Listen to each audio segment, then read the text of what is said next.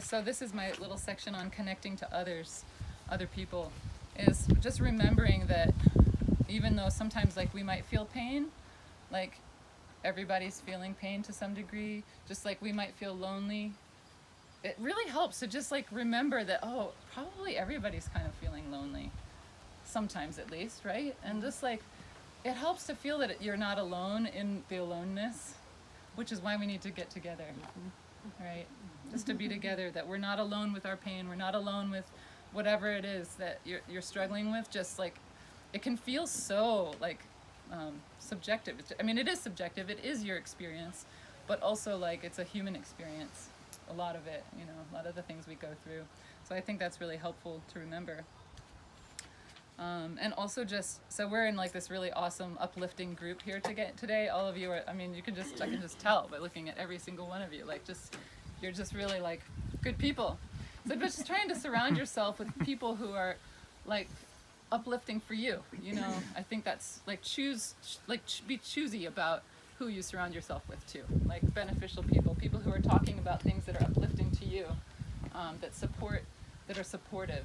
Again, that sounds so like common sense, but sometimes we like find ourselves just hanging around with people that kind of diminish us actually. So, and it doesn't mean to be their fault or something. You don't have to be pointing fingers, but it's just like, oh no, I want to hang out with people who are like into what I'm wanting to do, you know, which is hopefully to like create more peace in your environment, in your world. You know, that's what we need, some more peace and love. So how can we make our hearts big enough to include everyone? Just do your best to be kind and welcoming, trying to like generate that. So, I mean, again, in meditation practice as a way of beginning, like we'll do this in a little bit, but you know, just that motivation for whatever you're doing in your life is so important. And I think it's like a daily practice, even if you don't meditate, even if after today you're like, yeah, meditation's cool, but I'm not going to probably really do that.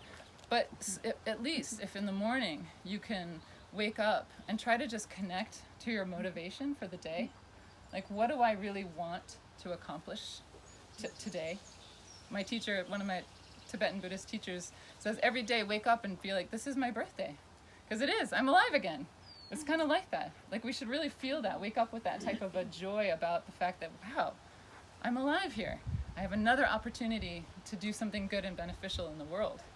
And really just take a moment and like see what that might look like for you for the day. And even if it's not it's probably not going to be doesn't have to be some big thing, but it's more like where you're coming from with your day that will orient everything about what happens for you.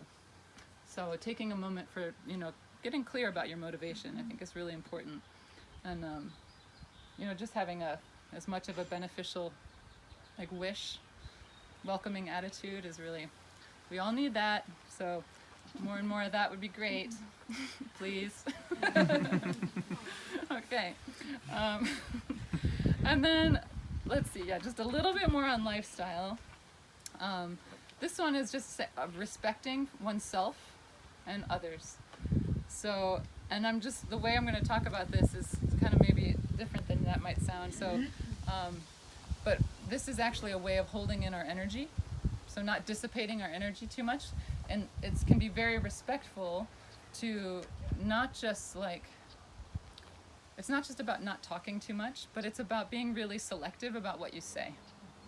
We can really, a lot of our energy can get dissipated, especially by like talking about random crap or it's just talking about things that are maybe someone else's story, and you're sharing their story without their permission.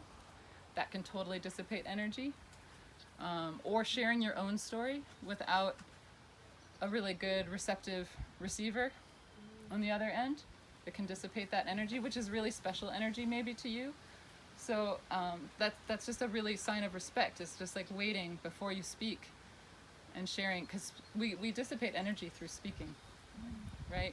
But it can be really good and like uplifting speech if we like are careful with our words. So just being respectful about not giving out secrets. Keep your own secrets sacred to yourself, you know, and share them really mindfully. And then a balanced assessment of your capabilities and gifts. So are you giving too much? Are you taking too much? this is all like like ongoing reflective stuff to do, is to be like, pause every now and then. Maybe you don't have to do that every day, but or maybe like once a month even, just to like kind of like, wait a minute, how am I feeling? Am I doing too much? Am I putting too much out? Am I not giving back enough to myself? A lot of women do that, I know. I mean, so I definitely, so you just got to really just assess yourself.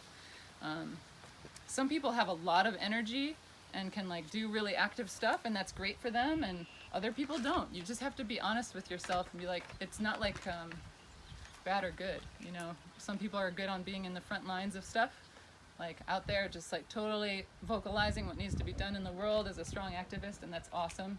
And some people don't have that type of energy, but you don't have to feel bad that you're not doing that, because you can do it in other ways, There's things that need to be done on all levels, So yeah, so that's that one. And then time and space.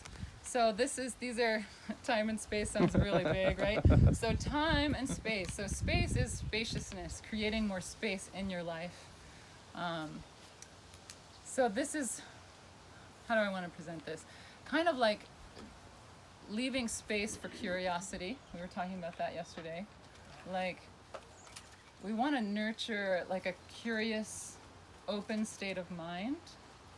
This is a way where we don't get so narrow-minded and funneled into one way of thinking, right? So spaciousness, we can develop this in our life. Like time and space, they're so interwoven, because part of like creating spaciousness is by slowing down.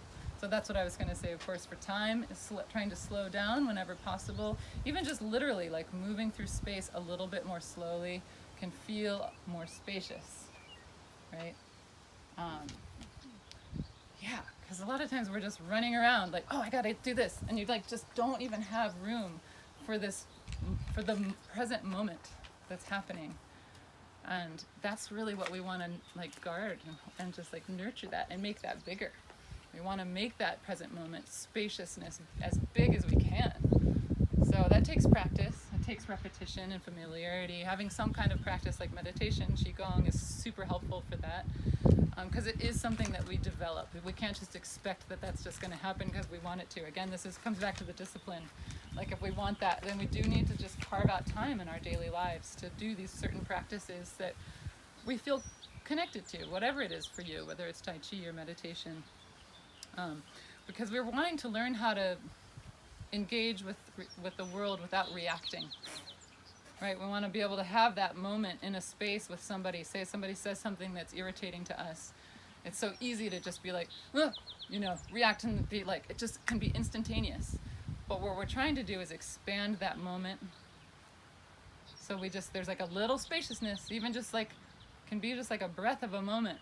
And you can like, wait a minute. Okay, I'm going to come from this place, So, and you have to practice that. And for me, meditation's definitely been what has helped me to learn how to do that more. But so spaciousness, because also it allows for more possibilities. If we can be in this more openness of a spaciousness, these problems of the world are very complex. And the more open-minded we can be, the better served we will be in our lives, because we'll be more open to like, oh wait, let's talk to this person. Okay, let's talk to this person. I don't already think I have all the answers. Once we have all the answers, game over, And we don't have all the answers, I can tell you. I mean, we don't have all the answers. Nobody does. Yeah. I do. Oh, except for him, yeah.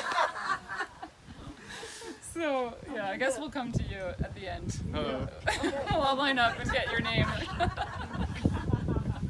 Amanda, would it be right to say that listening is yin and speaking is yang? Yeah, for sure. She said, did you hear her? Listening is a yin practice, and speaking is more yang. Yeah, definitely. Yeah, and so these spaciousness practices, I was thinking, like, we're trying to widen our lens, right? Have this more opportunity available to us. So in like anything, where we get into like a dream space, where we're like envisioning, where we're like, or like wandering. You create space where you can just kind of like wander. All of those are very nice yin practices. So if you aren't drawn to sitting on a cushion, or you aren't drawn to qigong or Tai Chi, like Just like let yourself just like wander around, sort of like where the moment takes you. That's a very yin activity. But contemplation is also a yin activity. Not in a real like conceptual way, but like more in a dreamy way. You know? So that's the spaciousness, and then the slowing down.